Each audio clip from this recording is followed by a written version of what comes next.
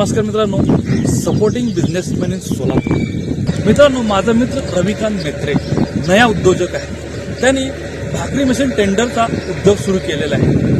तर काही दिवसापूर्वी त्यांनी मंद्रुपमध्ये एका कस्टमरला एक भाकरी मशीन प्रोव्हाइड केलेलं आहे। तर आज आम्ही त्या कस्टमरकडे आलेले आहे। तर ते भाकरी मशीन कसं चालते, प्रॉफिट कसे मिळवते, आपण आजच्या व्हिडिओमध्ये पाहणार आहोत। चला मित्रांनो, तर मित्रांनो आम्ही आलेले आहे त्या कस्टमरकडे जिथे माझ्या मित्रांनी भाकरीचे मशीन दिलेलं आहे। हे बघू शकता, हे बोर्ड आहे गणेशांना श्री विनायक कडक भाकरी। आमच्याकडे सर्व प्रकारच्या रुचकर भाकरी करून मिळेल।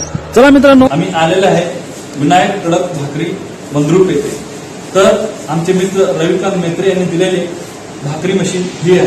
हे बघू शकता, हे भाकरी मशीन आहे।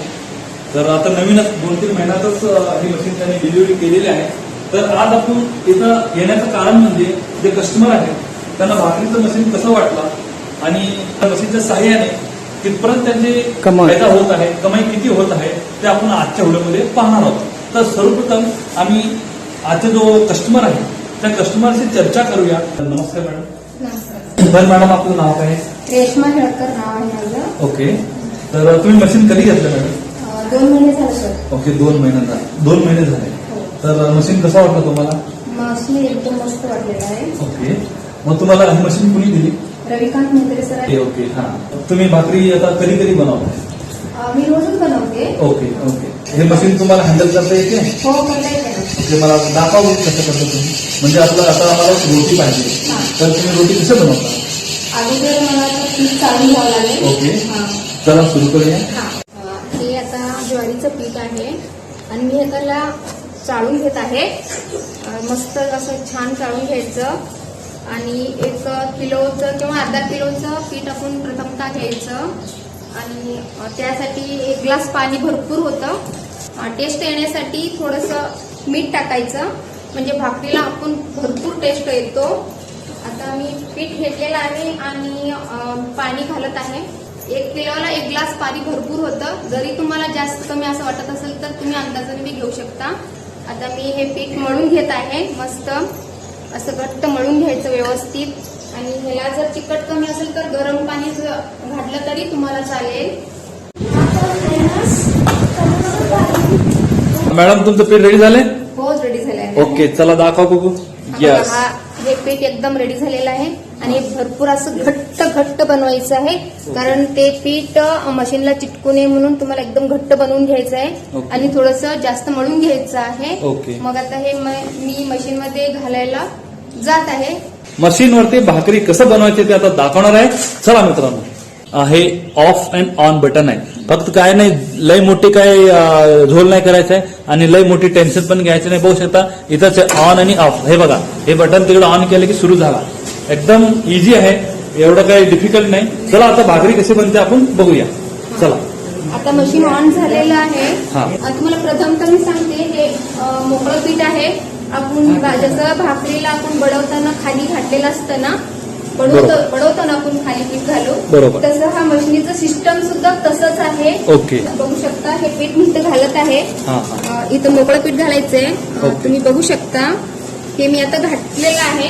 आता मळलेलं पीठ हातात मी घेतलेलं आहे। एकदम असं इझी आहे, मस्त घट्ट मळलेलं आहे आणि ह्या मशीन मध्ये जास्त प्रेस करायचं बी जरूरत नाहीये। तुम्ही आता थोडं जरी प्रेस केलं तरी असं भाकरी पुढे येऊ शकते।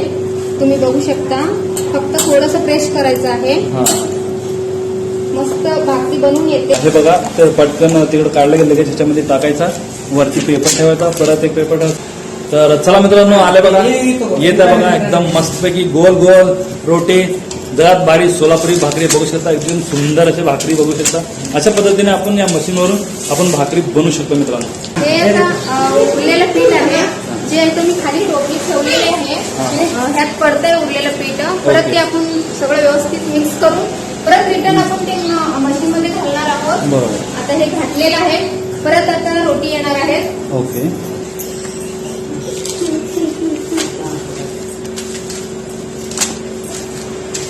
क्वालिटी कशी असते या रोटीची? ह्या रोटीची क्वालिटी बघितलं तर एकदम मस्त असते, गोल आहे हा. आणि एकदम पांढरं शुभ्र आहे, तुम्ही बघू शकता. येस एकदम असं पांढरं आहे आणि एकदम पातळ सुद्धा आहे.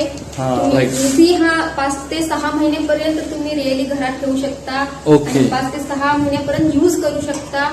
कारण हे भाकरी अशी आहे की जी सोलापुरी भाकरी आहे. तुम्ही कुठपर्यंत बी ह्याला घेऊ शकता आणि एकदम मस्त ओके. तुम्ही टेस्ट घेऊ शकता. मला वाटते तुम्ही हाच असं वाटतंय. ओके, मग रोस्ट कुठं करता तुम्ही हे?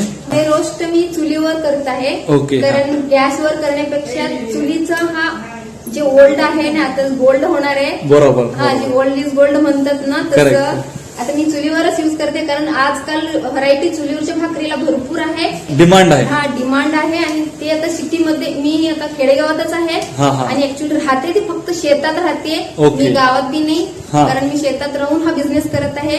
ग्रेट. मला वाटतं की माझा बिझनेस आता सध्याला चालू आहे, व्यवस्थित चालणार आहे व्यवस्थित आणि ह्याच्या पुढे चालू. अजून भरपूर चालणार आहे.